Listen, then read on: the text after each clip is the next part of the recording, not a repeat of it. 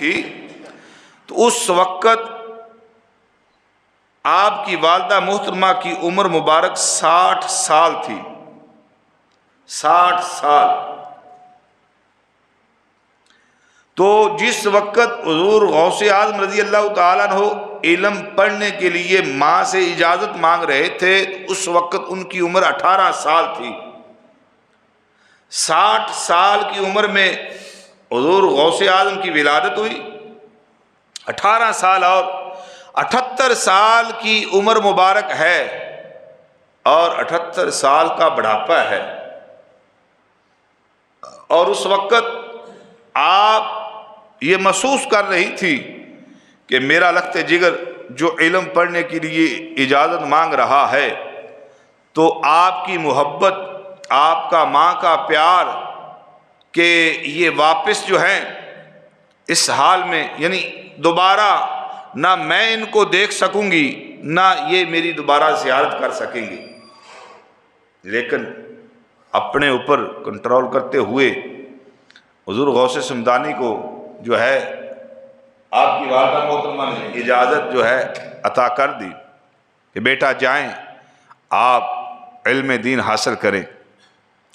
تو حضرت شیخ عبد القادر جیلانی رضی اللہ تعالیٰ عنہ آپ جس وقت جانے لگے تو اس وقت آپ کی والدہ محترمہ کے پاس 80 دینار جو آپ کے باپ کی وراثت تھی، حضور غوث پاک کے باپ کی وراثت کا جو ترکہ تھا وہ 80 دینار تھے۔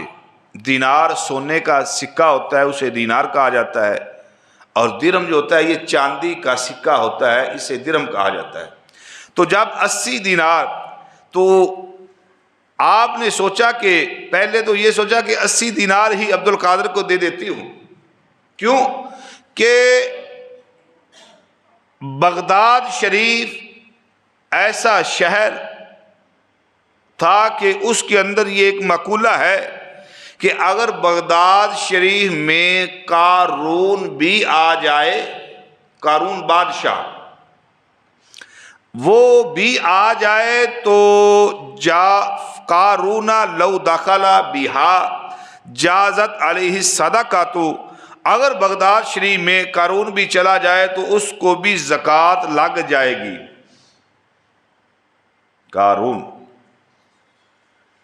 جس کے خزانوں کی چابیاں، بادشاہی خزانوں کی چابیاں، سلطنت کی چابیاں، اتنے اونٹ اٹھاتے تھے، یعنی وہ اتنا مہنگا ترین شہر تھا کہ اگر قارون بھی بغداد شریف میں آئے تو اس کے اندر مہنگائی کی وجہ سے اتنا کنگلا ہو جائے کہ اس کو بھی زکوٰۃ صدقہ لگ جائے۔ تو اس شہر میں حضرت غوث اعظم رضی اللہ تعالیٰ عنہ تعلیم حاصل کرنے کے لیے آپ ارادہ فرما چکے ہیں، لیکن ماں نے اجازت دی، اور پہلے 80 جو دینار تھے یہ فیصلہ کیا کہ انہیں دے دیا جائے، لیکن آپ کے ساتھ آپ کے ایک اور بھائی بھی تھے۔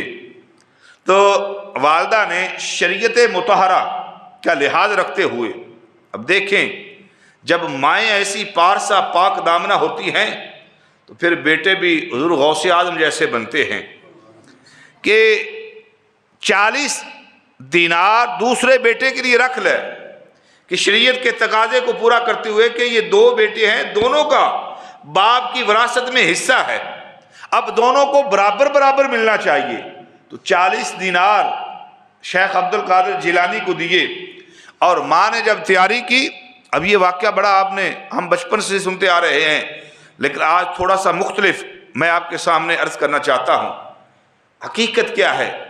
واقعہ وہی ہے، لیکن اس کے اندر جو ہے، جو صحیح کتب کے اندر واقعہ ہے کہ جس وقت آپ کی والدہ محترمہ نے آپ کی تیاری فرمائی تو آپ کے 40 دینار جو تھے ماں نے یہ آستین ہے تو اب جیب یہاں بازو کے نیچے لگا دی، کیونکہ وہ دور وہ تھا جس میں لوٹ مار بہت زیادہ ہوا کرتی تھی، ڈاکو رستے میں لوگوں کو لوٹ لیا کرتے تھے۔ تو والدہ محترمہ نے اب اجازت دے دی علم پڑھنے کے لیے، تو آپ کی یہ قمیض جو تھی بازو کے نیچے جیب لگا دی تاکہ یہ بازو نیچے رہے، جب بندہ کھڑا ہوتا ہے تو بازو ساتھ ہوتا ہے، پتہ نہیں چلتا۔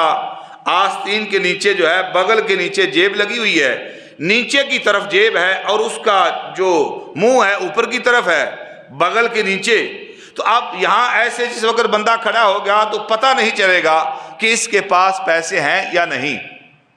تو اس طرح لیکن جاتے ہوئے ماں نے یہ وصیت فرمائی، جس وقت حضور غوث اعظم رضی اللہ تعالیٰ عنہ آپ بغداد شریف کے لیے روانہ ہوئے تو ماں نے وہ جب پیسے دیے تو اب یہ قافلہ جیلان سے ہمدان کی طرف چلا، ہمدان، اور ہمدان تک یہ قافلہ صحیح سلامت پہنچا ہے، راستے میں کوئی پریشانی نہیں آئی۔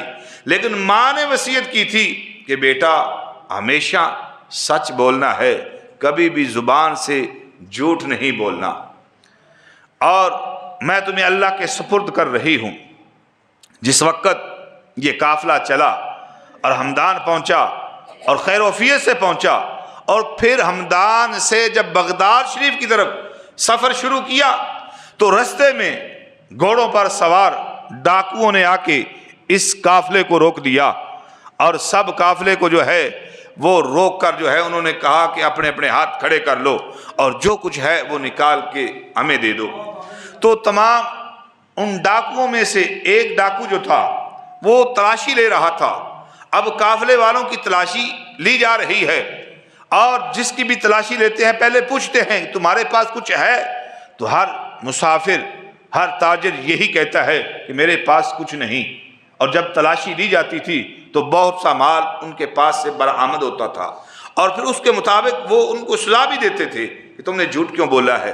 تو حضور غوث اعظم رحمۃ اللہ علیہ، آپ کی عمر مبارک اس وقت 18 سال ہے، اور آپ کا جو ایک منفرد قسم کا انداز، ابھرتی ہوئی جوانی، اور چہرے پہ ابھی تک داڑھی کے بال بھی نہیں نکلے، اور خوبصورت چہرہ، چمکتا ہوا نورانی چہرہ، اور پھر آپ جو ہے اپنی حالت سے مسافر، اپنا تاجر بھی نہیں لگ رہے کہ تجارت کے لیے جا رہے ہوں۔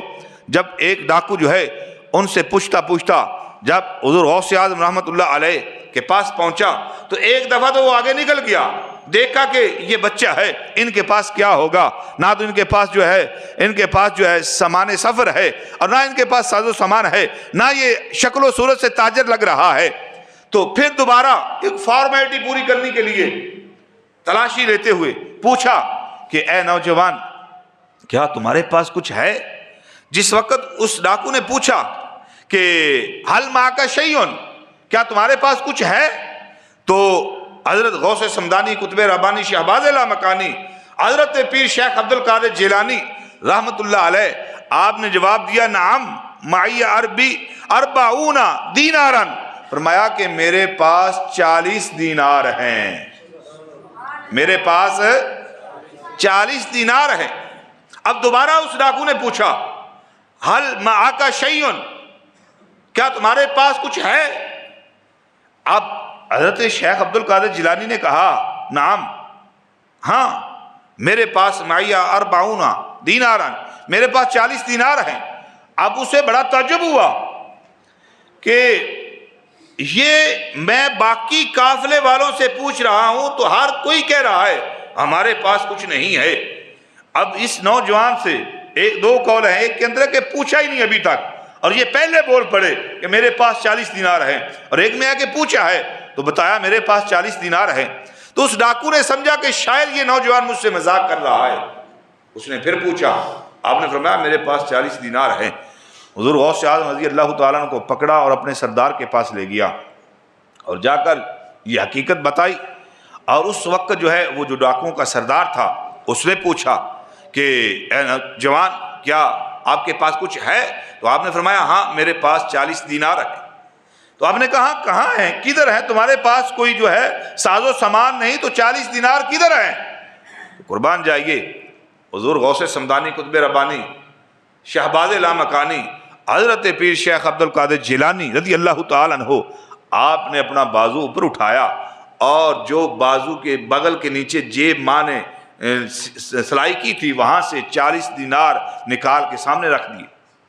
اب ڈاکوؤں کے سردار کو بڑا تجسس ہوا، بڑا تعجب ہوا کہ یہ نہیں کہ اب میں نے پوچھا ہے، اس جوان نے سچ بول دیا ہے۔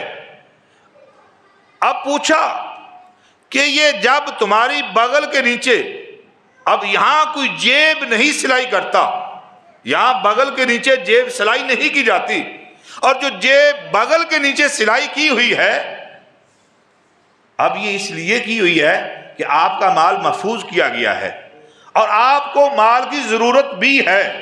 یہ نہیں کہ آپ کو مال کی ضرورت نہیں، اگر مال کی ضرورت نہ ہوتی تو جیب پھر یہاں بغل کے نیچے سلائی نہ کی جاتی۔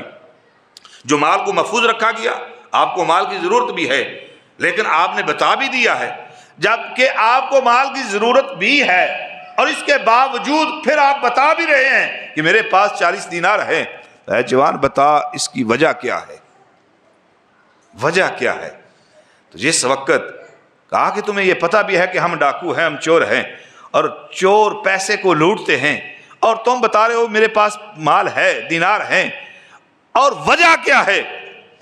تو جس وقت حضور غوث اعظم رضی اللہ تعالیٰ عنہ سے یہ پوچھا گیا تو حضور غوث پاک رضی اللہ تعالیٰ عنہ نے فرمایا کہ اس کا جواب یہ دیا، اللہ اکبر کبیرہ، فرمایا کہ لوگوں کا سفر جو ہے اور انداز کا ہے، لوگوں کا سفر اور انداز کا ہے، میرا سفر اور انداز کا ہے۔ باقی لوگ جو سفر کر رہے ہیں ان کا انداز اور ہے، میرا سفر جو ہے اس کا انداز اور ہے۔ باقی لوگ جو قافلے والے، جو مسافر ہیں، وہ دنیا کے لیے سفر کر رہے ہیں، تو عبد القادر دنیا کے لیے نہیں، یہ دین کے لیے سفر کر رہا ہے۔ ان کا انداز دنیا کی طرف، میرا انداز دین کی طرف۔ فرمایا یہ دنیا کو حاصل کرنے کے لیے جا رہے ہیں، عبد القادر دین حاصل کرنے کے لیے جا رہا ہے۔ تو جب دین حاصل کرنے کے لیے میں جا رہا ہوں، جب میں نور حاصل کرنے کے لیے جا رہا ہوں، جب میں نے دین کو حاصل کرنا ہے، میں نے نور کو حاصل کرنا ہے، تو میں یہ نہیں چاہتا کہ ان 40 دیناروں کی وجہ سے جھوٹ بول کر میں اس نور کو، اندر جو برکت ہے اس برکت کو ختم کر دوں۔ فرمایا کہ میں دین کے لیے جا رہا ہوں، اور میری والدہ نے یہ مجھے وصیت کی تھی کہ بیٹا تم نے ہمیشہ سچ بولنا ہے، کیونکہ سچ میں رب نے برکت رکھی ہوئی ہے۔ تو میں ان 40 دیناروں کی خاطر نہ تو والدہ سے کیا ہوا وعدہ جو ہے اس کے اندر جو ہے، جو ماں سے وعدہ کیا ہے اس کے اندر خیانت نہیں کرنا چاہتا۔ دوسرا، جو میں نے دین کا سفر کیا ہے، دین کی برکتیں حاصل تب ہوں گی جب میں سچ بولوں گا، تو میں اس کی برکت جھوٹ بول کر ختم نہیں کرنا چاہتا۔ جس وقت، اب دیکھیں، ایک مقولہ ہے کہ توکل کا یہ مطلب ہے خنجر تیز رکھ۔ توکل کا مطلب یہ ہے کہ خنجر تیز رکھ، نتیجہ اس کی تیزی کا مقدر پہ چھوڑ دے۔ پہلے توکل یہ ہے کہ اپنے پاس جو مال ہے اس کو محفوظ، کہ توکل یہ ہے کہ خنجر جو ہے توکل کا وہ تیز ہونا چاہیے، پھر اس کا نتیجہ جو ہے، اس کی تیزی جو ہے اس کو مقدر پہ چھوڑ دے، پھر جو تیرے مقدر میں ہوگا وہ تجھے مل جائے گا۔ تو حضرت غوث اعظم رضی اللہ تعالیٰ عنہ نے جب یہ جواب دیا تو اب جو ڈاکوؤں کا سردار تھا، اب اسے بڑی حیرانگی ہوئی، کہا کہ یہ نوجوان اپنی ماں کا کہنا مانتے ہوئے جھوٹ نہیں بول رہا اور ماں کے کیے ہوئے وعدے سے بے وفائی نہیں کر رہا۔ تو اس نے اپنے باقی ڈاکوؤں کو، اپنے ساتھیوں کو اکٹھا کر کے اس نے کہا کہ ہم کتنے بد نصیب ہیں، یہ نوجوان 18 سال کی عمر، ابھرتی ہوئی جوانی، کہا دین کے لیے سفر کر رہا ہے، دنیا کو حاصل کرنے کے لیے نہیں، لیکن جھوٹ نہیں بول رہا۔ تو ہم کتنے بد نصیب ہیں کہ ہم اپنے رب سے کیے ہوئے وعدے پورے نہیں کر رہے۔ اب انہوں نے سارا جو قافلہ لوٹا تھا وہ مال ان کا واپس دے دیا اور سچے دل سے توبہ کرتے ہوئے سچے مسلمان بن جاتے ہیں۔ عزیزان محترم، اب سچ بولنے کی برکت دیکھیں۔ اب سچ بولنے کی برکت سے پورے کا پورا قافلہ بچ گیا، ان کا مال انہیں واپس مل گیا۔ سچ کی برکت سے ڈاکوؤں کو توبہ نصیب ہو گئی، اور سچ کی برکت سے حضور غوث اعظم رضی اللہ تعالی عنہ کی کرامت بھی لوگوں کے سامنے ظاہر ہو گئی۔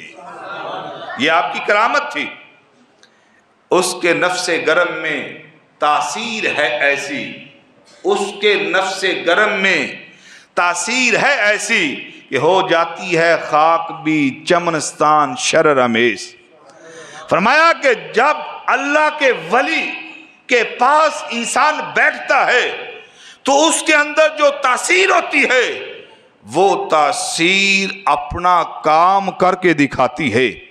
صحیح مسلم شریف کے اندر روایت ہے، اللہ کے فرشتے جب ایسی قوم کے پاس آتے ہیں، ایسی قوم کے پاس آئے کہ جہاں اللہ کے ولیوں کے پاس لوگ بیٹھے ہوئے تھے، اور جب وہ واپس پڑھتے ہیں، حدیث بڑی لمبی ہے، اس کا مفہوم مختصر عرض کر دیتا ہوں۔ جب واپس جاتے ہیں اللہ رب العالمین پوچھتا ہے کہاں سے آئے ہو، کدھر سے آئے ہو، کیا لینے گئے تھے، کیا کر کے آئے ہو؟ حالانکہ رب سب کچھ جانتا ہے۔ اللہ کے فرشتے عرض کرتے ہیں مالک دنیا میں گئے تھے، وہاں ہم نے تیرے بندوں کو پایا، وہ تجھ سے تیری جنت کا سوال کر رہے تھے، دوزخ سے ڈر رہے تھے اور ذکر و اذکار میں مصروف تھے۔ اللہ فرماتا ہے فرشتوں تم گواہ ہو جاؤ، میں نے ان کو جنت عطا کر دی، میں نے ان کو جہنم سے دور کر دیا، تم گواہ ہو جاؤ۔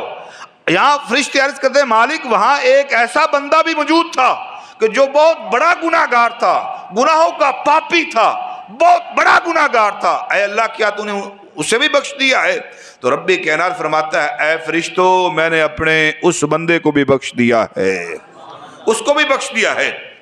اب اللہ رب العالمین جب یہ فرماتا ہے کہ لہو غفار، تو میں نے اس کو بھی بخش دیا خاص طور پر۔ فرشتے عرض کرتے ہیں مالک اسے کیوں بخشا ہے، وہ تو بڑا گناہ گار تھا۔ تو رب کائنات فرماتا ہے ہم القوم لا یشکا بہم جلیسہم، اے فرشتوں میں گناہ گار کی طرف نہیں دیکھ رہا، میں تو اپنے نیکوکار بندوں کی طرف دیکھ رہا ہوں کہ یہ آ کے بیٹھا کن کے پاس ہے۔ تو میں اپنے بندوں کے پاس بیٹھنے والوں کو بھی بدبخت نہیں رہنے دیتا، میں نے اپنے نیک بندوں کی برکت سے اس گناہ گار کی بھی بخشش فرما دی ہے۔ تو عزیزان محترم، حضور غوث اعظم رضی اللہ تعالیٰ عنہ آپ کا یہ مقام و مرتبہ ہے ولایت کے لحاظ سے۔ آپ نے فرمایا کہ میرا قدم جو ہے ہر ولی کی گردن پر ہے، جو پہلے ہیں ان کی گردنوں پر بھی میرا قدم مبارک ہے، اور جو قیامت تک بعد میں آئیں گے ان کی گردنوں پر بھی میرا قدم مبارک ہے۔ اور پھر ہر ولی نے تسلیم بھی کیا ہے۔ ہر ولی نے، جب حضور غوث سمدانی نے یہ الفاظ بولے تھے کہ ہر جو ولی کی گردن پر میرا قدم ہے، تو ہر ولی نے اس وقت جو ہے گردن کو جھکا لیا تھا۔ اللہ نے جو ہے یہ آپ کی جو تجلیات تھی، روحانیت تھی، تمام ولیوں تک جو ہے پہنچا دی تھی، اور ہر ولی نے سر تسلیم خم کرتے ہوئے اس بات کا اقرار کیا ہے کہ حضور غوث پاک کا قدم ہماری گردن و سر ماتھے پہ ہے۔ تو عزیزان محترم، حضور غوث اعظم رضی اللہ تعالیٰ عنہ آپ کی برکت سے اللہ نے ڈاکوؤں کو بھی توبہ کی توفیق دے دی، اور آپ کی روحانیت کا جو فیض ہے، دیکھیے آپ علم حاصل کرنے کے لیے گئے تو آپ 488 ہجری میں بغداد شریف گئے تھے، اور 521 ہجری تک وہاں آپ علم حاصل کرتے رہے۔ اور جس وقت حضور غوث سمدانی جامعہ نظامیہ مدرسے کے اندر بغداد شریف میں گئے تھے، تو اس وقت امام غزالی رحمت اللہ علیہ جیسی عظیم ہستیاں اس وقت اس مدرسے سے علم پڑھ کے فارغ ہو چکے تھے، اور آپ کے بھائی احمد غزالی جو ہیں ابھی پڑھ رہے تھے۔ اس دور کی بات، امام غزالی پتہ کون ہیں؟ امام غزالی وہ ہیں امام غزالی رحمت اللہ علیہ کہ جب حضور معراج کی رات آپ سفر معراج پہ جا رہے تھے، اور رستے میں حضرت موسیٰ علیہ السلام سے ملاقات ہوئی تھی تو حضرت موسیٰ علیہ السلام نے ایک سوال کیا تھا کہ یا رسول اللہ صلی اللہ علیہ وسلم، آپ کہتے ہیں کہ ان العلماء ورثۃ الانبیاء، کہ میری امت کے علماء جو ہیں یہ بنی اسرائیل کی نبیوں کی طرح ہیں. العلماء ورثۃ الانبیاء، یا رسول اللہ یہ کس طرح ہیں؟ تو حضور نے فرمایا کیا تم دیکھنا چاہتے ہو؟ تو اس وقت روحانی طور پر رب کائنات نے امام غزالی کو سامنے پیش کر دیا تھا. روحانی طور پہ آپ کا یہ دور دیکھیں 470-75 ہجری، لیکن روحانی طور پر جب آقا علیہ السلام معراج کی رات گئے تو روحانی طور پر رب کائنات نے امام غزالی کو سامنے کیا. امام غزالی جب سامنے آئے اور آتے ہی آپ نے فرمایا السلام علیکم ورحمۃ اللہ وبرکاتہ وحیاتہ ومماتہ، یہ لمبا سلام کیا. تو حضرت موسیٰ علیہ السلام نے پوچھا کہ اے غزالی اتنا بڑا لمبا سلام کیوں کر رہے ہو؟ سلام تو یہ بھی کافی تھا، السلام علیکم ورحمۃ اللہ وبرکاتہ، آپ حیاتہ ومماتہ یہ بھی بول رہے ہیں. تو حضرت امام غزالی نے پتہ ہے کیا جواب دیا تھا؟ امام غزالی نے جواب دیا تھا کہ اے موسیٰ کلیم اللہ، اللہ کے نبی، جب رب نے آپ سے پوچھا تھا کہ اے موسیٰ وما تلک بیمینک یا موسیٰ، موسیٰ تیرے دائیں ہاتھ میں کیا ہے؟ جب رب نے پوچھا تھا تیرے دائیں ہاتھ میں کیا ہے، موسیٰ علیہ السلام تم یہی جواب دے دیتے کہ ہی عصایا، یہ عصا ہے. آپ نے یہ اتنا بڑا لمبا جواب کیوں دیا کہ ہی عصایا توکا علیہا واحش بہا علی غنمی ولی فیہا معارب اخری، کہ یہ میرا عصا ہے، اس سے میں پتے جھاڑتا ہوں، بکریوں کے لیے بکریاں چراتا ہوں، ٹیک لگاتا ہوں، یہ کام کرتا ہوں، وہ کام کرتا ہوں. آپ نے اتنا لمبا جواب کیوں دیا تھا؟ موسیٰ علیہ السلام نے کہا کہ مجھے اپنے محبوب سے کلام طویل کرتے ہوئے مزہ آ رہا تھا. میں جیسے تمہیں رب سے طویل کلام کرنے میں مزہ آ رہا تھا، اے موسیٰ علیہ السلام اسی طرح مجھے بھی اللہ کے نبیوں سے لمبا کلام کرتے ہوئے مزہ آ رہا ہے. پھر حضرت موسیٰ علیہ السلام نے پوچھا کہ حیض کیا ہوتا ہے؟ تو حضرت امام غزالی نے کہا یہ حیض ہے جو بالغہ عورت کے رحم سے نکلتا ہے، وہ خون ہوتا ہے، وہ گندا ہے، وہ اس طرح ہے، وہ ساری اس کی تفصیل بتائی. پھر حضرت موسیٰ علیہ السلام نے یہی سوال کیا کہ آپ اتنا جواب دے دیتے کہ وہ خون ہے، بس یہی جواب. پھر آپ نے وہی جواب دیا جو موسیٰ علیہ السلام نے پہلے جواب دیا تھا. تو اب حضرت موسیٰ علیہ السلام جلال میں آ گئے. جب جلال میں آئے تو روایت میں آتا ہے کہ امام الانبیاء علیہ السلام نے امام غزالی کو پکڑ کے اپنے پیچھے کر لیا. آپ نے پیچھے کر لیا، فرمایا امام غزالی تم نے جواب صحیح دیا ہے، لیکن انبیاء کے کچھ جو ہیں آداب ہوتے ہیں، جواب تم نے صحیح. یہ امام غزالی ہیں جن کو روحانی طور پر جو ہے موسیٰ علیہ السلام کے سامنے پیش کر کے یہ بتایا گیا کہ میری امت کے علماء انبیاء کے نبیوں، بنی اسرائیل کے نبیوں کی طرح کس طرح ہیں. اب حضور غوث اعظم رضی اللہ تعالیٰ عنہ، آپ نے جب اتنے سال 32-33 سال علم حاصل کیا اور پھر وہاں علم حاصل کر کے وہاں پڑھایا ہے، اور آپ کے پاس صرف 40 دینار تھے. آپ نے اس زندگی کی اس وقت کس طرح حالات گزارے، کتنی مشکلات کا سامنا کرنا پڑا کہ آپ ایک جگہ نہیں ٹھہرتے تھے. آپ جنگل بیابانوں کے اندر مجاہدے بھی کر رہے ہیں، عبادات و ریاضت میں مصروف رہتے ہیں، دین بھی پڑھ رہے ہیں، سب کچھ پتے کھا کھا کے بھی حضور غوث اعظم رضی اللہ تعالیٰ عنہ نے گزارا کیا ہے. حضور غوث اعظم رضی اللہ تعالیٰ عنہ کی سیرت پڑھیں. آج حضور غوث پاک کے نام کی 11ویں دلوا لینا بڑا آسان ہے، لیکن حضور غوث اعظم رضی اللہ تعالیٰ عنہ کی سیرت کو اپنانا بڑا مشکل ہے. اے میرے دوستو بزرگوں، جب ہم حضور غوث اعظم سے محبت کرتے ہیں، ان کے نام کی 11ویں دلواتے ہیں، ان کا نام لیتے ہیں، اور ان کے نام میں بھی الحمدللہ ہمیں سکون ملتا ہے، تو ہمیں ان کی سیرت کو بھی اپنانا چاہیے، ہمیں ان کے نقش قدم پہ بھی چلنا چاہیے کہ کس طرح انہوں نے زندگی گزاری ہے. انشاءاللہ اس سے آگے اگلے جمعے کو بیان کیا جائے گا.